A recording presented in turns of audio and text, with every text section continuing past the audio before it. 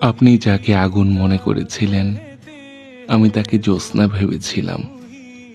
আপনি যেখানে পাহাড় দেখেছিলেন, আমি শুধুই অরণ্য দেখেছিলাম। অরণ্য ভেবে দু চোখ মেলেছিলাম।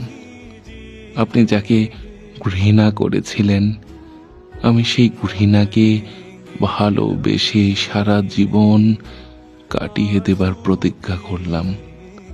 আমি জানি আপনি অপরের, তারপরও আমার স্বপ্নে আমার হয়ে যান। অনেক সময় আকাশের দিকে তাকিয়ে ভাবি, এই আকাশটা আপনি। কখন যে আকাশটাকে নিজের করে নিই, আপনি জানতেও পারেননি।